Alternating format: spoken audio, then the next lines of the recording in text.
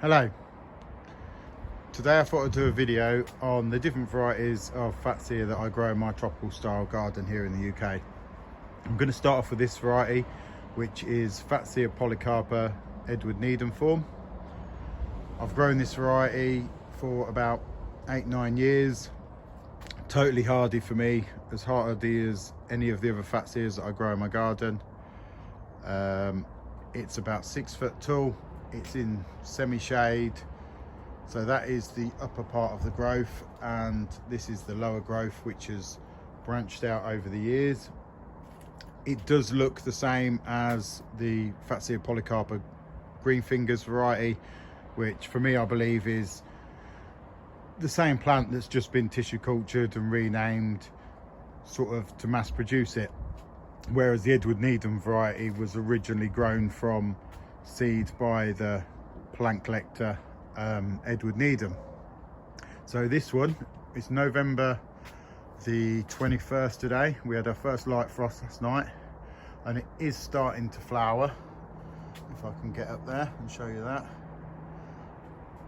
I don't think I'll get seed from it this year because it is flowering much later than my other varieties. So what happens basically is if the frosts get the flowers before it turns to berry form, it tends to kill them off. I have had seed from this plant. I've grown it. I have a few small seedlings which I may be able to show you later. They are true to form, and yeah, it's probably one of my favourite Fatsias that we can grow in our style of garden here in the UK and in temperate countries. Now this one does tend to sort of get this curl in its leaf. Now I've seen in the past that some people say that this is a natural occurrence on this plant. I don't believe that to be true because I have a couple of other polycarpas of the same variety in this garden and they're not doing it. So I feel that this curl is either down to moisture levels, either probably too dry or maybe it gets too much sun, because the other versions, and I'll just go around here and I have a smaller one there. This is much darker green. The leaves aren't curling on it and it looks a lot healthier, to be fair. I know it's only a very small plant, but the leaves keep their shape really well compared to this one.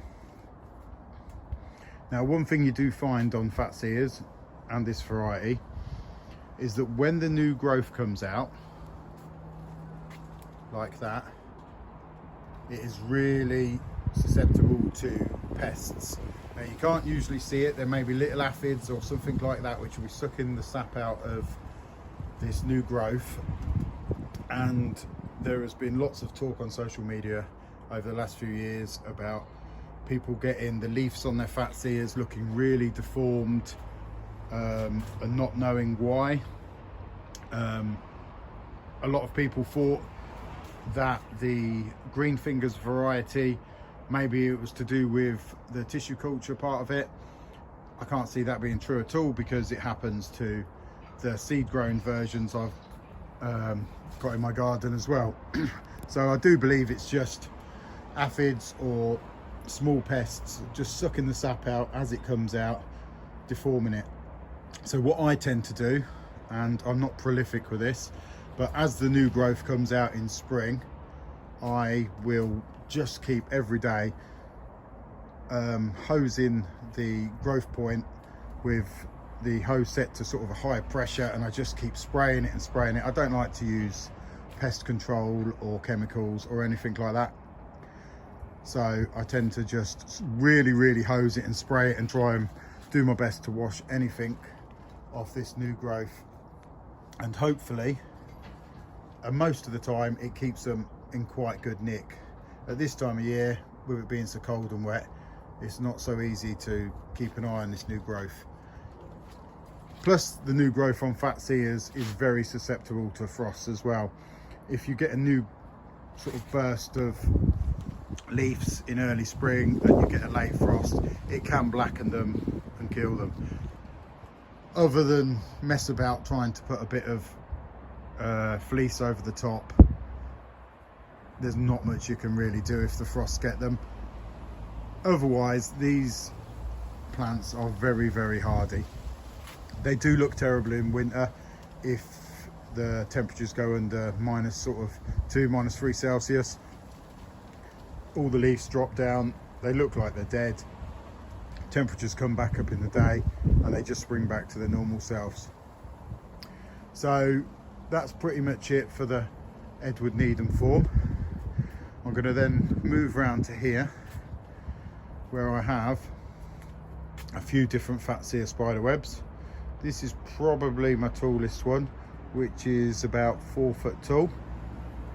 As you can tell, it is November time and these are flowering.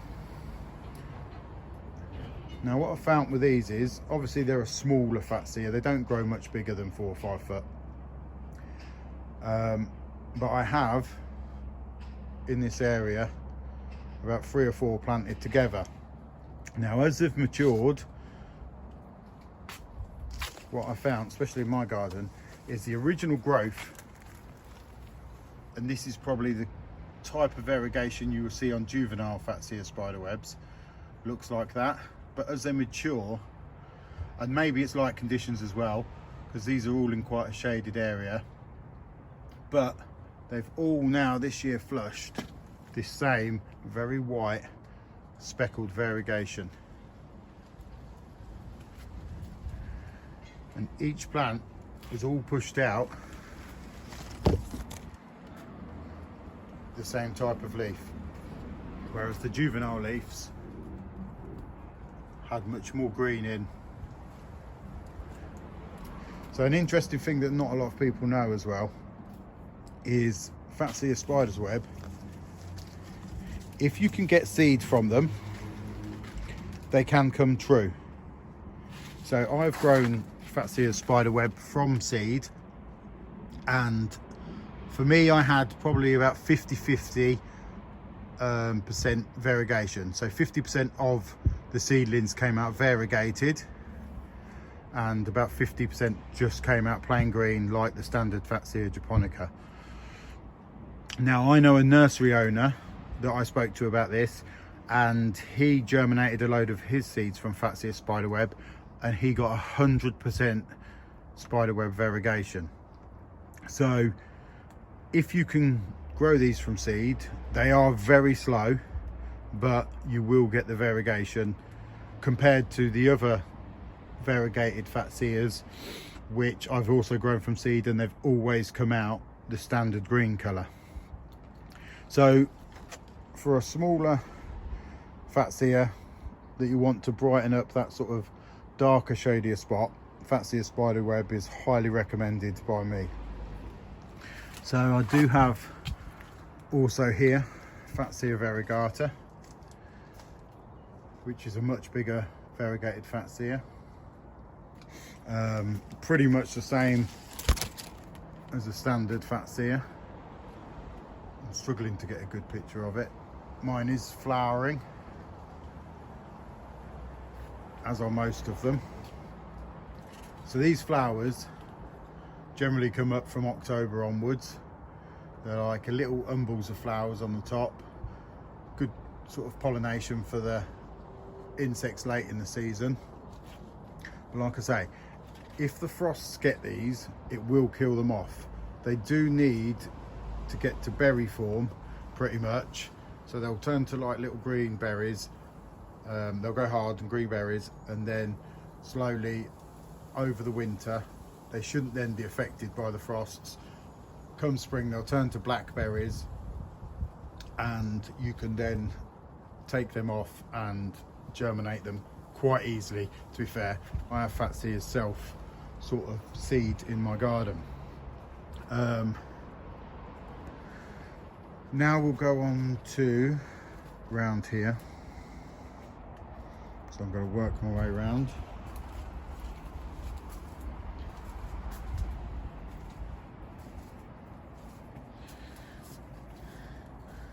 So this is Fatsia annelise. There is a couple of other names for this type of Fatsia. One, if I pronounce this right, is Fatsia Murakumo Nishika, which is almost the same. People do say it's different, and I haven't grown that variety. I've seen pictures of it and it looks almost the same plant. There may be a slight difference, but Fatsias naturally vary anyway, so for me, I can't tell the difference, so I don't feel the need to grow that variety. It does seem to also now be renamed Fatsia Camouflage as well. This is one of my favourite Fatsias. This one's gets quite a lot of shade, but come the sort of midsummer when the sun's higher in the sky, it does tend to get a little bit more sun, which is why in this very hot summer I do have some burnt crispy leaves, which I don't ever tend to get in normal summers. Now I've grown this one from seed as well many a times, and every time it just comes out plain green. You don't get this so-called sort of camouflage type variegation that this Fatsia produces, which is a real shame. I do have some seedlings in my greenhouse from this. They are all plain green. I keep wishing that one day one's just going to pop up variegated, but that's not happening. So I'm going to move around this way and across the garden. So up there and in quite a few places I have the standard Fatsia japonica. I don't need to say too much about that. That's up there, that's probably about 8-9 foot tall. You can prune them back quite heavy if you need to.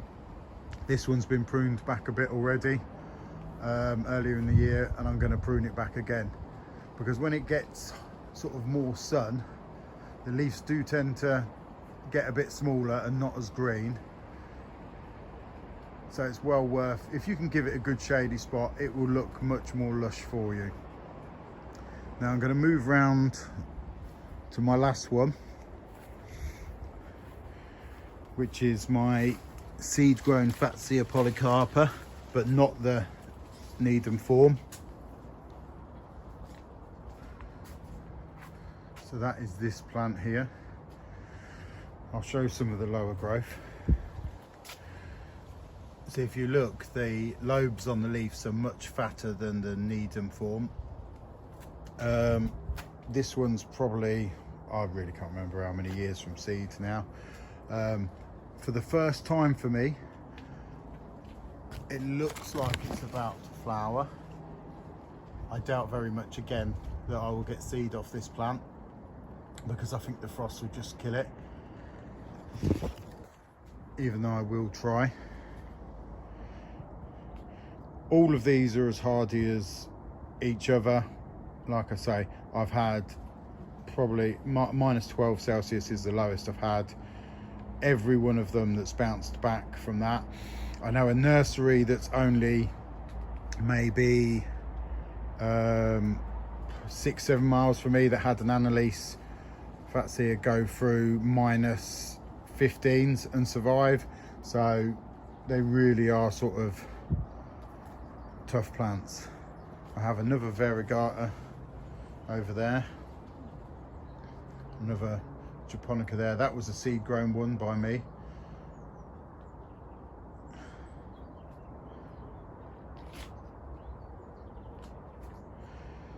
So I'll go and have a look in a minute and see if I can find my small seedlings from the Edward Needham Fatsia, and I'll see if I can add it to the end of this video.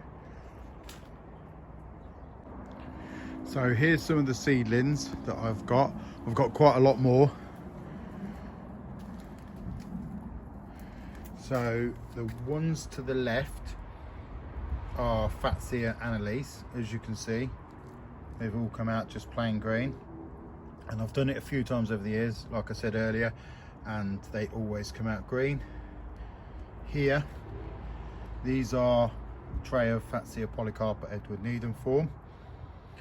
and behind is one of the bigger ones that has been separated, and you can see it is forming some of its true leaves. And if you look at the label, it says 6 of the 6 22, so they're not very fast growers from seed, but hopefully I should have quite a few. Don't know why I'm growing them, I think one day I hope that I may get something a little bit different, but most likely not. But I will keep trying, it gives me something to do. These are all in the greenhouse over winter now. They are still very small, so I'm trying to give them a bit of protection, and they are still growing. As you can see from the Needham form, there's a couple of new leaves coming out there. So I'm going to round it up at that. Any questions, please leave it in the comments, and thank you very much for watching.